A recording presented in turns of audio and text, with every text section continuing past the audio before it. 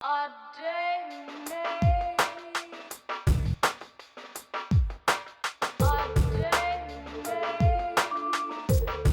мою квартиру пришли 5 человек в бронежилетах, в балаклавах, что они искали меня. В общем, они искали меня, они обыскали всю квартиру, залезли даже в микроволновку, в стиральную машину, в холодильник и, естественно, ничего не нашли. В течение 2 последующих дней я был в таком состоянии паранойи. То есть я постоянно, дома были закрыты окна, задвинуты шторы. Я постоянно подходил к окну, чтобы посмотреть, не приехали ли за мной. В течение 2 недель ко мне домой постоянно ломилась милиция, и вокруг стоял ОМОН. Было сложно выйти просто на улицу.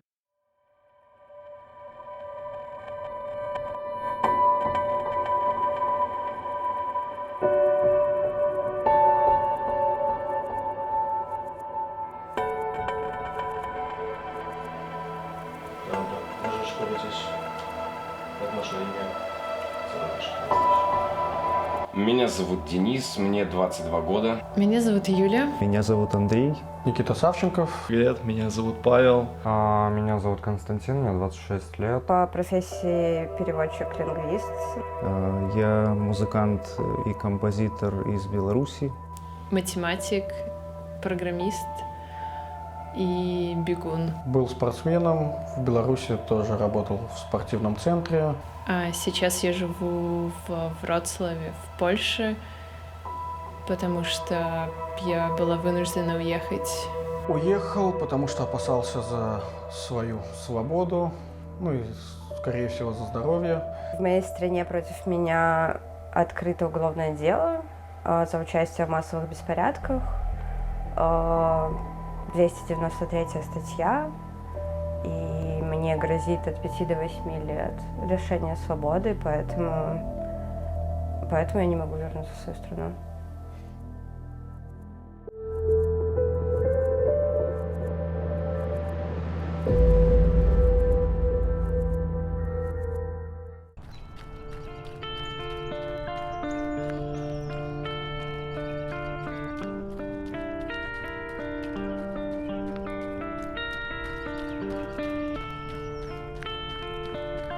Для меня свобода — это возможность сделать шаг в том направлении, в котором мне хочется сейчас, возможность сказать то, что у меня в голове и внутри. На сегодняшний день Беларусь уже находится в той точке, в которой уже невозможно вернуться на 15 или 20 лет назад. Сейчас человек не может быть закрыт и изолирован от остального мира. То, через что мы проходим, некоторые страны уже прошли, а мы как застрявшие в абьюзивных отношениях с батькой, как называли нашего президента. То есть это что-то абсолютно противоестественное для свободного человека. Просто нельзя было, мне кажется, в этой ситуации сидеть. Реально, наверное, нас как считали за каких-то овец, что мы должны работать, нас стригут как овец налогами, а потом побили, чтобы мы знали свое место. Это не был какой-либо кандидат важен, важно было изменить то, что было раньше.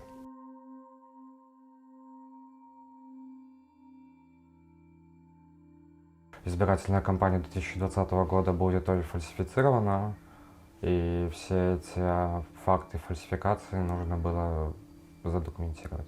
Я участвовала в выборах, я фиксировала нарушения. Председатели наших комиссий, например, завышали явку в дни не 9 августа, а 9 августа, наоборот, занижали. Когда показали, что у Лукашенко 80%, все были недовольны, все понимали, что это очень нагло, нам врут. Я почувствовала личную ответственность за то, что я точно знаю, что выборы были фальсифицированы, и я должна каким-то образом высказаться в том, что я знаю, и я не согласна с тем, что происходит.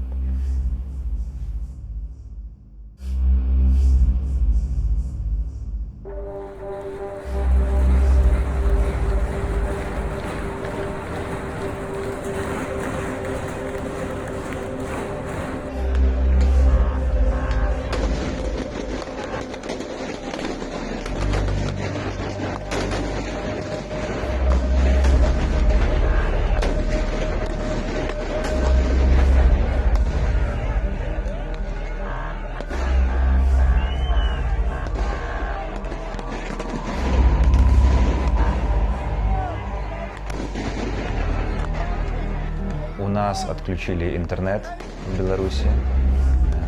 Мы не знали, где что происходит вообще. То есть мы не могли почитать новости, мы не могли полистать наши мессенджеры.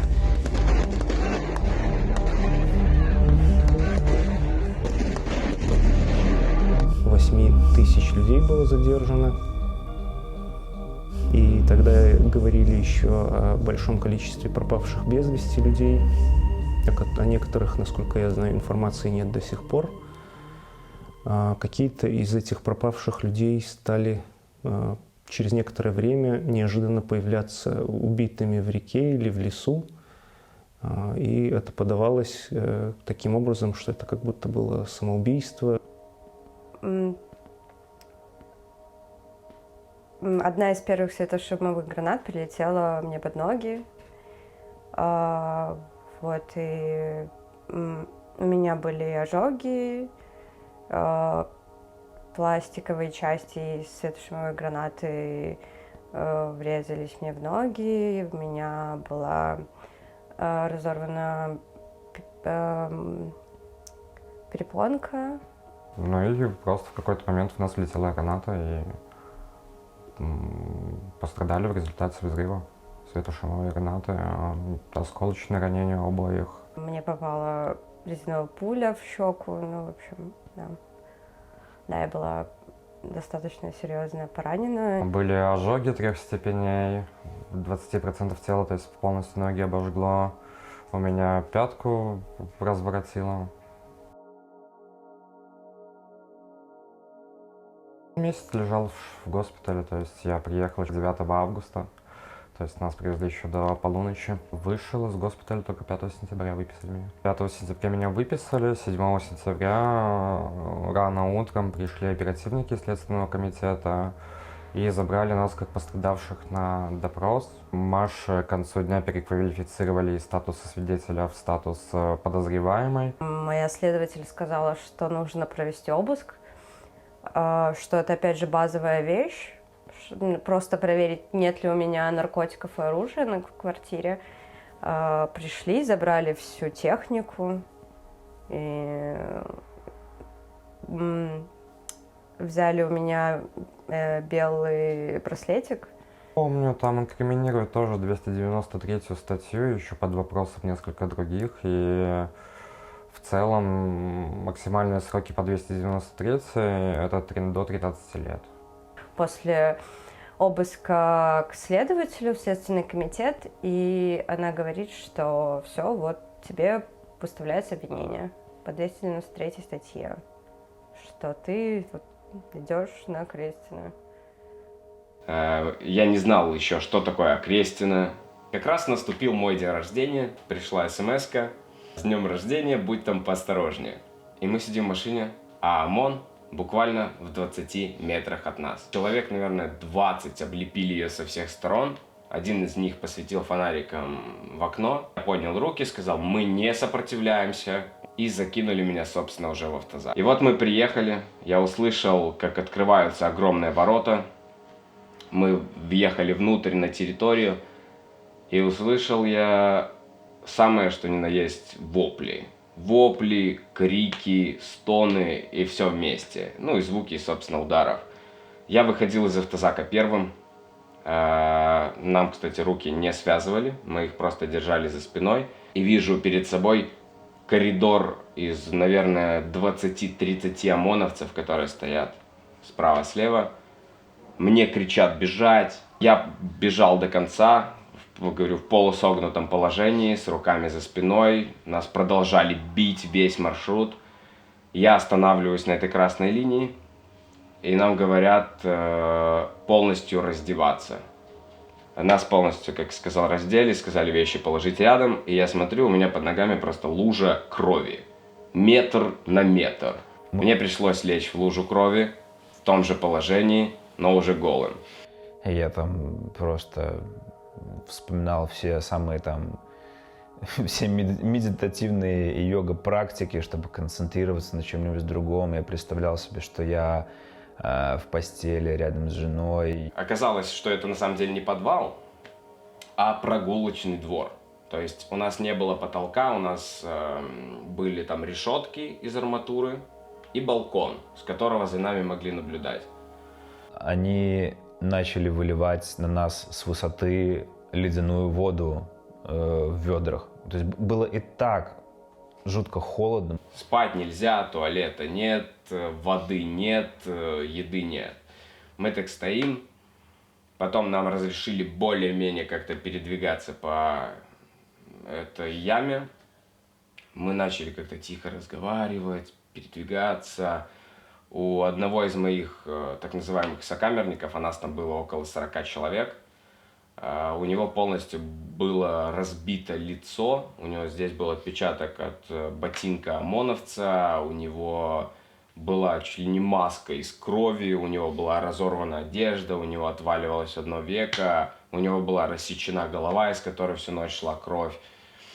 Мы начали просить врача, потому что кровь лилась просто всю ночь, без преувеличения всю ночь. Мы начали звать врача, мы кричали. Врач пришел только спустя полчаса. Это была низенькая женщина, 1,5 метра ростом. Она сказала: вытягивайте его в коридор. Двое его подняли, вытянули в коридор. И мы слышали за дверью, что она ему говорит. И она его спросила: что с тобой? Он говорит: мне плохо, меня тошнит. Естественно, его тошнило, потому что там, скорее всего, было сотрясение мозга. Она сказала: тошнит, сука, снимай штаны и блюй в карман. На площади ты прыгал, а здесь ты резко стал неженкой. Она помахала нашатырем перед его носом и сказала закинуть его обратно в камеру. На следующий день нас уже перевели в настоящую камеру, где было уже 33 человека в камере для 6 человек. Там были еще более адские условия, потому что мы сначала были на ужасном холоде, а нас перевели в самую, что ни на есть, баню. Потому что в помещении, где находится 33 человека и закрыты все окна, дышать невозможно. По ощущениям, там было градусов 50, а людям не было даже где присесть. Люди спали под кроватями по 3 человека, на кроватях по 3 человека сидя, на вторых ярусах по 2 человека. Там весь пол был услан телами.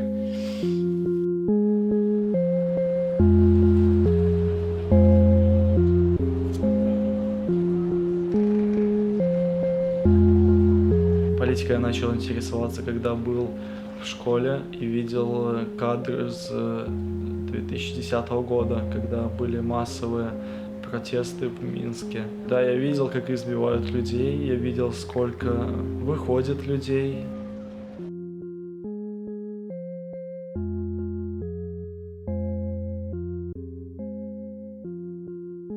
Когда я направлялся домой, подъехало 2 машины, начали меня избивать люди в масках. Когда они меня посадили в машину, они меня начали избивать, бить электрошокером, срезали мне волосы. Направлялись мы домой ко мне на обыск.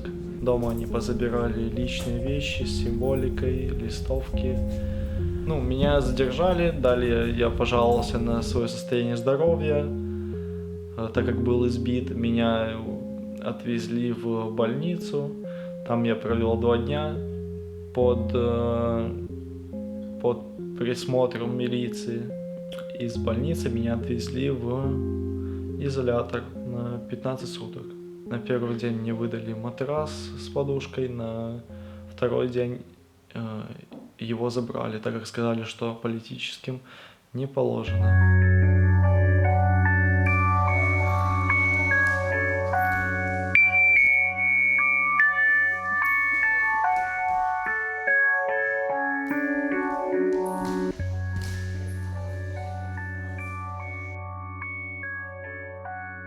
Был, когда спортсменом ездил по другим странам,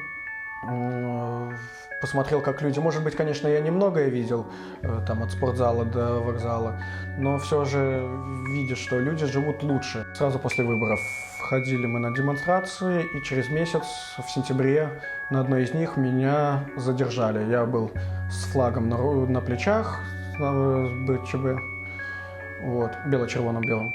На меня вся свора побежала, где-то догнали меня, там получил несколько ударов по голове, по ноге, в общем, не убежал. Получил 6 суток административного ареста, потом вышел сразу же в первый же рабочий день, меня увольняют. Вот. Ну, за выходные успел понять, что надо ехать, потому что, глядя на то, что происходило в Беларуси до этого, за что сажали в тюрьму людей, понял, что надо ехать. На что мои родители сказали мне, конечно, едь, даже не думай. То есть собрал деньги, собрал документы, подтверждающие мои репрессии, и через неделю уехал.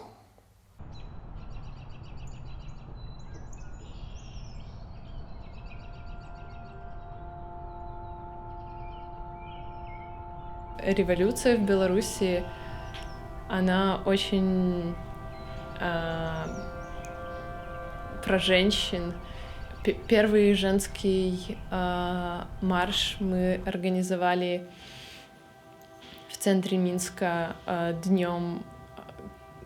Это была цепочка солидарности, минуты молчания после 3 дней насилия.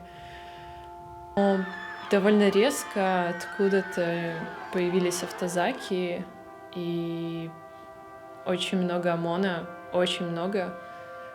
И они стали нас окружать. Сразу мы не очень боялись, потому что, не знаю, мне казалось, что они не будут ничего делать. До этого женщин не арестовывали. Потом уже стало понятно, что они нас просто так не отпустят. Подъехал автозак, они выстроили коридор. Мне было страшно, но я стояла в цепочке справа и слева, сзади были другие женщины, и я чувствовала какую-то силу, просто стоя вместе с ними. Потом они довольно резко начали вырывать нас из цепочки. Мы пытались держаться, но они просто сильнее.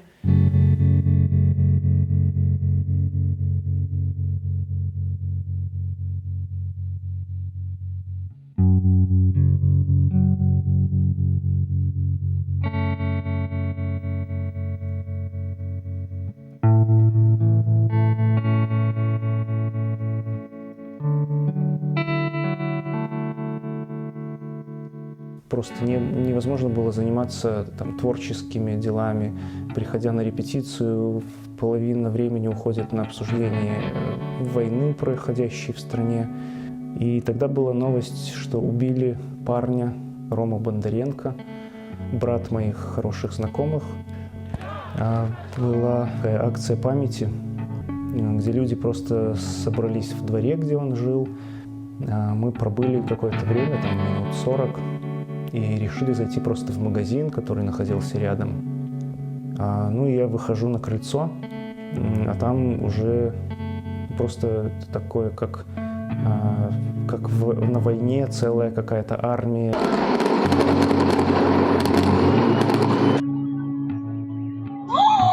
Бьют, суки!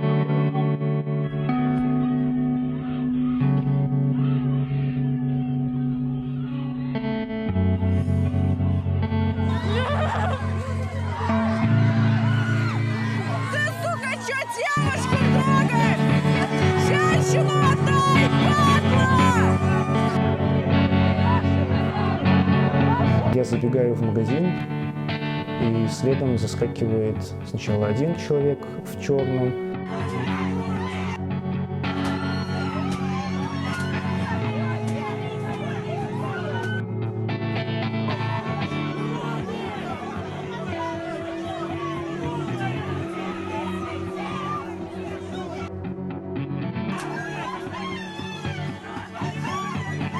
вот этот первый человек хватает просто парня, стоящего в очереди, и я, ничего уже не думаю и не понимаю, просто бросаюсь оттягивать этого парня.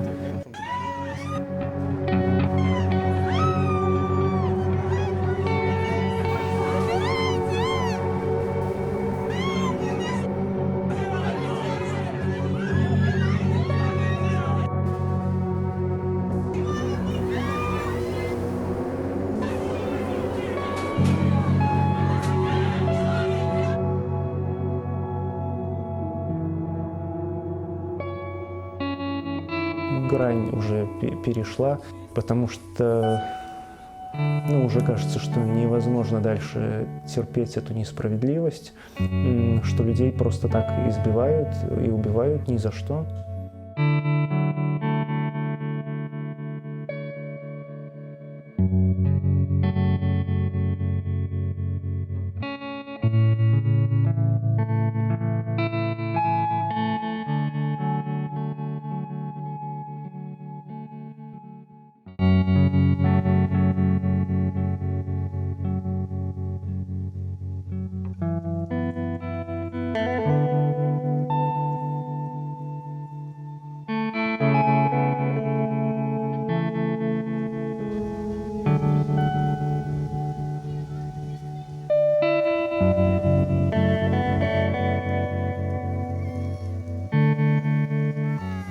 Я чувствую злость, я чувствую, что меня выгнали из моей родины. Это ужасно несправедливо, я не хотела уезжать. Нам, патриотам, сложно находиться вне Беларуси, скажем так.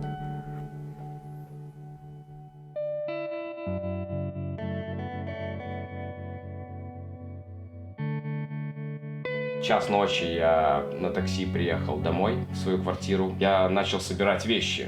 Попробовал поспать, наверное, час и поехал в аэропорт. Через 2 дня я узнал, что в мою квартиру пришли 5 человек в бронежилетах, в балаклавах, что они искали меня. После этого, спустя какое-то время, были звонки из Следственного комитета. Звонили моим родителям, звонили хозяину квартиры, которую я снимал в Минске. На белорусский номер телефона постоянно получаю звонки с незнакомых или скрытых номеров. В последнее время это стало каждый день. На мой взгляд, в первую очередь людям, пострадавшим белорусам, не хватает сейчас в Польше медицинской страховки, медицинской помощи. Все достаточно, как сказать, держится на волонтерах, на каких-то фондах.